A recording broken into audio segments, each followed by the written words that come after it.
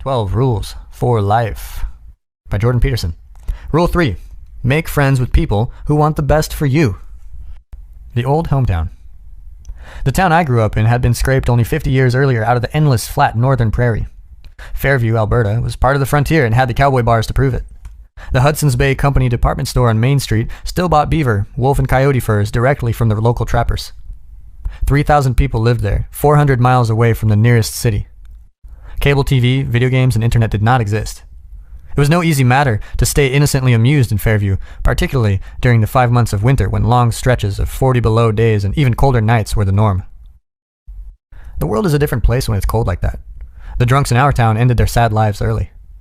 They passed out in snowbanks at 3 in the morning and froze to death. You don't go outside casually when it's 40 below. On first breath, the arid desert air constricts your lungs. Ice forms on your eyelashes and they stick together. Long hair, wet from the shower, freezes solid and then stands on end, wraith-like of its own accord later in a warm house, when it thaws bone dry, charged with electricity. Children only put their tongues on steel playground equipment once. Smoke from house chimneys doesn't rise. Defeated by the cold, it drifts downwards and collects like fog on snow-covered rooftops and yards. Cars must be plugged in at night, their engines warmed by block heaters, or oil will not flow through them in the morning and they won't start. Sometimes they won't anyway. Then you turn the engine over pointlessly until the starter clatters and falls silent. Then you remove the frozen battery from the car, loosening bolts with stiffening fingers in the intense cold, and bring it into the house. It sits there, sweating for hours, until it warms enough to hold a decent charge. You're not going to see out of the back window of your car either. It frosts over in November and stays that way until May. Scraping it off just dampens the upholstery. Then it's frozen too.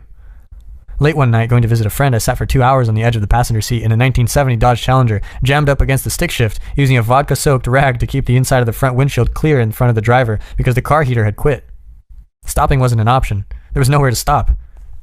And it was hell on house cats. Felines in Fairview had short ears and tails because they had lost the tips of both to frostbite. They came to resemble Arctic foxes, which evolved those features to deal proactively with the intense cold. One day our cat got outside, and no one noticed. We found him later, fur frozen fast to the cold, hard backdoor cement steps where he sat. We carefully separated the cat from concrete with no lasting damage, except to his pride. Fairview cats were also at great risk in the winter from cars, but not for the reasons you think. It wasn't automobiles sliding on icy roads and running them over. Only loser cats died that way. It was cars parked immediately after being driven that were dangerous. A frigid cat might think highly of climbing up under such a vehicle and sitting on its still warm engine block. But what if the driver decided to use the car again before the engine cooled down and the cat departed? Let's just say the heat-seeking house pets and rapidly rotating radiator fans do not coexist happily. Because we were so far north, the bitterly cold winters were also very dark. By December, the sun didn't rise until 9:30 a.m. Whew. We trudged to school in the pitch black.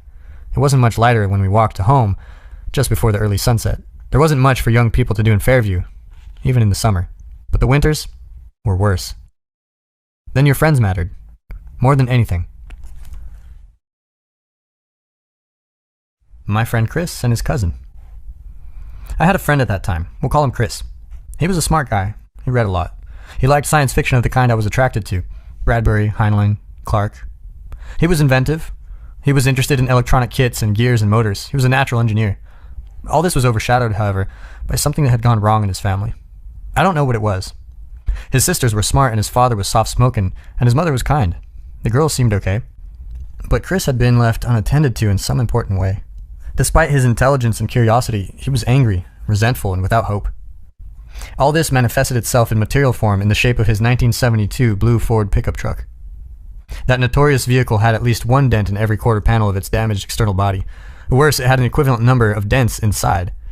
Those were produced by the impact of the body parts of friends against the internal surfaces during the continual accidents that resulted in the outer dents. Chris's truck was the exoskeleton of a nihilist. It had the perfect bumper sticker, "Be alert, the world needs more alerts." The irony it produced in combination with the dents elevated it nicely to theater of the absurd. Very little of that was, so to speak, accidental.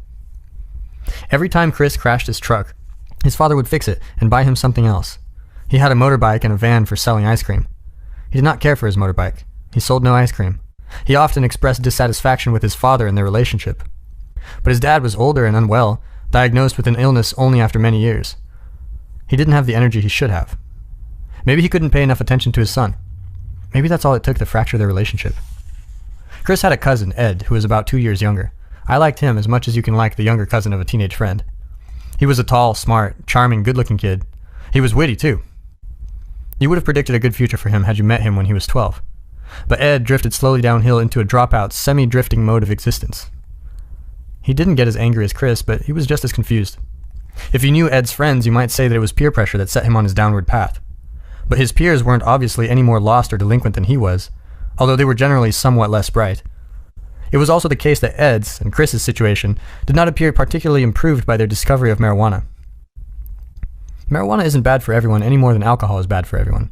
Sometimes it even appears to improve people. But it didn't improve Ed. It didn't improve Chris either. To amuse ourselves in the long nights, Chris and I and Ed and the rest of the teenagers drove around and around in our 1970s cars and pickup trucks. We cruised down Main Street along Railroad Avenue, up past the high school around the north end of town over to the west, or up Main Street around the north end of town over to the east, and so on, endlessly repeating the theme. If we weren't driving in town, we were driving in the countryside. A century earlier, surveyors had laid out a vast grid across the entire 300,000 square mile expanse of the Great Western Prairie. Every 2 miles north, a plowed gravel road stretched forever east to west. Every mile west, another traveled north and south. We never ran out of roads. Teenage wasteland. If we weren't circling around town and countryside, we were at a party. Some relatively young adult, or some relatively creepy, older adult, would open his house to friends. It would then become a temporary home to all manner of party crashers, many of whom started out seriously undesirable or quickly become that way when drinking. A party might also happen accidentally, when some of the teenagers' unwitting parents had left town. In that case, the occupants of the cars or trucks always cruising around would notice house lights on, but household car absent. This was not good. Things could get seriously out of hand. I did not like teenage parties. I do not remember them nostalgically. They were dismal affairs. The lights were kept low. That kept self-consciousness to a minimum. The overloud music made conversation impossible. There was little to talk about in any case. There were always a couple of the town psychopaths attending. Everybody drank and smoked too much.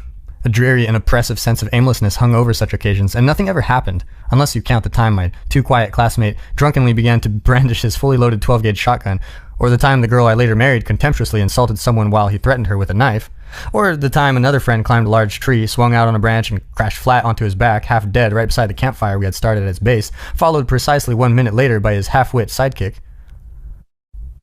No one knew what the hell they were doing at those parties. Hoping for a cheerleader? Waiting for Godot? Although the former would have been immediately preferred, although cheerleading squads were scarce in our town, the latter was closer to the truth. It would be more romantic, I suppose, to suggest that we would have all jumped at the chance for something more productive, bored out of our skulls as we were. But it's not true. We were all too prematurely cynical and world-weary and leery of responsibility to stick to the debating clubs and air cadets and school sports that the adults around us tried to organize. Doing anything wasn't cool. I don't know what teenage life was like before the revolutionaries of the late 60s advised everyone young to tune in, turn on, and drop out. Was it okay for a teenager to belong wholeheartedly to a club in 1955? Because it certainly wasn't 20 years later. Plenty of us turned on and dropped out, but not so many tuned in. I wanted to be elsewhere. I wasn't the only one. Everyone who eventually left the Fairview I grew up in knew they were leaving by the age of 12. I knew. My wife, who grew up with me on the street our families shared, knew. The friends I had who did and didn't leave also knew, regardless of which track they were on. There was an unspoken expectation in the families of those who were college-bound that such a thing was a matter of course. For those from less educated families, a future that included university was simply not part of the conceptual realm. It wasn't for lack of money either. Tuition for advanced education was very low at that time, and jobs in Alberta were plentiful and high-paying. I earned more money in 1980 working at a plywood mill than I would again doing anything else for 20 years. No one missed out on university because of financial need in oil-rich Alberta in the 1970s. Some different friends and some more of the same. In high school, after my first group of cronies had all dropped out, I made friends with a couple of newcomers. They came to Fairview as boarders. There was no school after 9th grade in their even more remote and aptly named hometown, Bear Canyon. They were an ambitious duo, comparatively speaking, straightforward and reliable, but also cool and very amusing. When I left town to attend Grande Prairie Regional College, 90 miles away, one of them became my roommate. The other went off elsewhere to pursue further education. Both were aiming upward. Their decisions to do so bolstered mine. I was a happy clam when I arrived at college.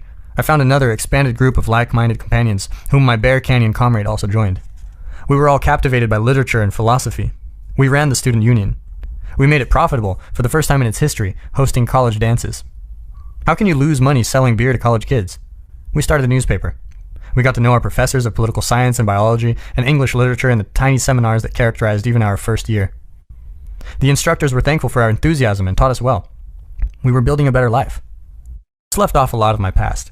In a small town, everyone knows who you are. You drag your years behind you like a running dog with tin cans tied to its tail. You can't escape who you have been. Everything wasn't online then, and thank God for that. But it was stored equally indelibly in everyone's spoken and unspoken expectations and memory. When you move, everything is up in the air, at least for a while. It's stressful, but in the chaos there are new possibilities. People, including you, can't hem you in with their old notions. You get shaken out of your ruts. You can make new, better ruts with people aiming at better things. I thought this was just a natural development. I thought that every person who moved would have, and want, the same phoenix-like experience, but that wasn't always the case. One time when I was about 15, I went with Chris and another friend, Carl, to Edmonton, a city of 600,000. Carl had never been to a city. This was not uncommon. Fairview to Edmonton was an 800-mile round trip. I had done it many times, sometimes with my parents, sometimes without. I liked the anonymity that the city provided. I liked the new beginnings. I liked the escape from the dismal, cramped, adolescent culture of my hometown. So I convinced my two friends to make the journey, but they did not have the same experience. As soon as we arrived, Chris and Carl wanted to buy some pot. We headed for the parts of Edmonton that were exactly like the worst of Fairview.